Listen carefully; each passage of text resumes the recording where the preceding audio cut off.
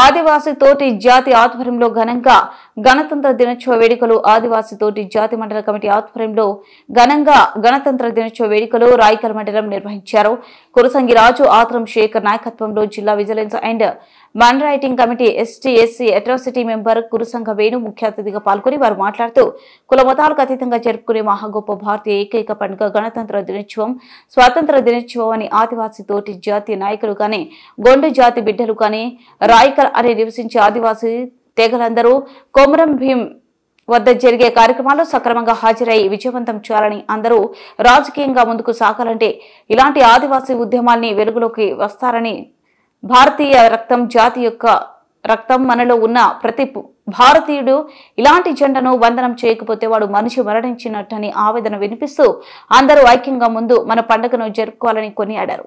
మండల అధ్యక్ష ప్రధాన కార్యదర్శులకు అభినందించారు. ఈ పండుగను సందర్భంగా కురసింగరాజు మండల తోటి సంఘం అధ్యక్షులు ఆత్రం శేఖర్ ప్రధాన కార్యదర్శిని శాలువతో సత్కరించి అభినందించారు. ప్రజలకు 76వ గణతంత్ర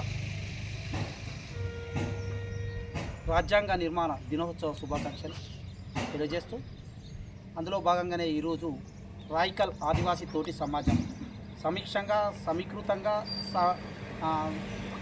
సంతోషంతో జరిగిన ఈ పండుగ ప్రతి సంవత్సరం జరుగుతుంది. గత సంవత్సరం కొంచెం సింకులో ఉన్నందున ఆగస్టు 15కు జెండా ఎక్కించే నాలుగేళ్ళు ఈ ప్రాంతం నుంచి ఈ జాతి బిడ్డగా గెలిచి కూడా ఈయన జయంతి వర్ధంతులు జరపని దద్దమ్మలు ఉన్నారు ఈ ప్రాంతంలో. ఈ దద్దమ్మలకు కొంత బుద్ధి రావాలనే ఉద్దేశంతో ఈరోజు ఉద్దేశపూర్వకంగా ఆవేదనపూర్వకంగా ప్రసంగిస్తున్నామే తప్ప భారత స్వతంత్రాన్ని సంబరాలు జరుపుకుంటూ మా ఆదివాసీ పోటీని కూడా మరి మరణించారో జీవించారో కూడా అర్థం కాలేని పరిస్థితిలో ఉంది. అంతా అయిపోయినాక రంతాయినాక బంతాయి అన్నట్టు అప్పటికి రావడం జరుగుతుంది. మరి ప్రతి ఒక్కరికి తెలుసు ఈ రెండు పండుగల సంవత్సరంలో ఉంటాయని. ఏ ఒక్క మతస్థుడు ఒక రంజాన్ జరుపుకోవాలంటే ముస్లిం జరుపుకుంటాడు, క్రిస్మస్ జరుపుకోవాలంటే క్రైస్తవుడే జరుపుకుంటాడు, హిందువులు దసరా, దీపావళి, సంక్రాంతి లాంటి మహాపండుగలు జరుపుకుంటారు. కానీ ప్రతి భారతీయుడు, భారతదేశంలో ఉంచిన ప్రతి వ్యక్తి మతాలకు అతీతంగా జరుపుకునే గొప్ప పండుగ మా వాళ్ళకు గుర్తులేకపోవడం. అందులో ఈ ప్రాంతపు నాయకుడు అయితే ఆయనకు జయంతి తెలియదు, వర్ధంతి తెలియదు, ఈ కొమరం భీం విగ్రహం పెట్టున్నది అన్నది తెలియదు, ఇది ఊచిపోతున్నది తెలియదు. రేపు సిగ్గనేది ఉండాలి కొంచెం ఎన్నికల ఓట్లు అడగడానికి రావడానికి. ఈ వర్ధంతి, ఈ గద్దె ఇవాళ రాయకల్ మండల మహనీయుల గద్దెలు ఎన్ని సిద్ధాంతంగా అద్భుతంగా ఉన్నాయో, పైసలున్న నాయకుని గద్దె అందంగా ఉంటుంది. పాపం ఆదివాసీ అడవి కోసం పోరాటం చేసిన కనుకనే బిచ్చలు వేస్తున్న ప్రభుత్వానికి కూడా పొద్దులు ఉండాలి. తెలంగాణ రాగానే కేసీఆర్ గారు ఇంకా సెంట్రల్ మినిస్టర్ గారు అప్పుడు కూడా బీజేపీ గవర్నమెంట్ ఉంది, ఇవి రెండింటిని 3-4 హెలికాప్టర్లు దిగి ఇక్కడ ఆవిష్కరింపడం చేయడం జరిగింది.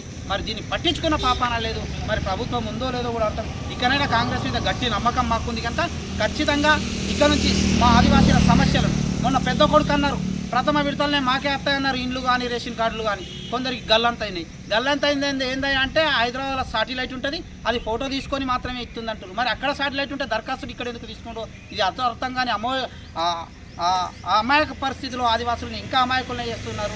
మమ్మల్ని నాయకులుగా ఎదగనియారు, రాజ్యాధికారం రానియారు.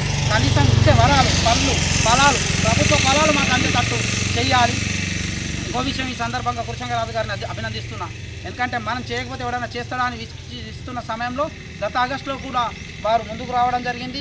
అన్నగా కాదు, ఆయన మొత్తం దీనికి పూనుకొని ఏవేవి లేవో అవి వేయడం జరిగింది. రాత్రి నుంచి కూడా మన తమ్ముడు సుమన్ మూగవాడైనా సరే, పోతే మడావి శైలేష్, వీళ్ళంతా ఈ కార్యక్రమం ఎవరిది? ఇది ఏమైనా ఇంటిదన్నా బర్త్డేనా? కాదు కదా. అందరం సమైక్యంగా రావాలి. మా గ్రూప్లో పెట్టిన నాకు పని ఉంది, నాకు అది ఉందని. ఇక్కడ ఒక ఆత్రం శంకర్ గారు మాత్రమే మున్సిపాలిటీ ఎత్తారు కనుక ఆయనకు బిజీ ఉంటుంది. మిగతా వాళ్ళంతా చచ్చిరా పిల్ల చెల్ల సమేతంగా ఇంకా ఉట్టికెగరన్నా ఉన్న ఊళ్ళో ఆదివాసీ ఉద్యమాలు చేయం, ఉన్న ఊళ్ళో అది చేయకుండా ఇంకేదో చెప్తారంటే కరెక్ట్ కాదు. ఫస్ట్ నిన్ను ఇంత గెలిచి నచ్చగలు గ్రామాన్ని గెలిచి గ్రామ స్వరాజ్యమే దేశ స్వరాజ్యంగా భావిస్తూ మరోసారి మాన్యత భావించకుండా మనసు నొప్పించకుండా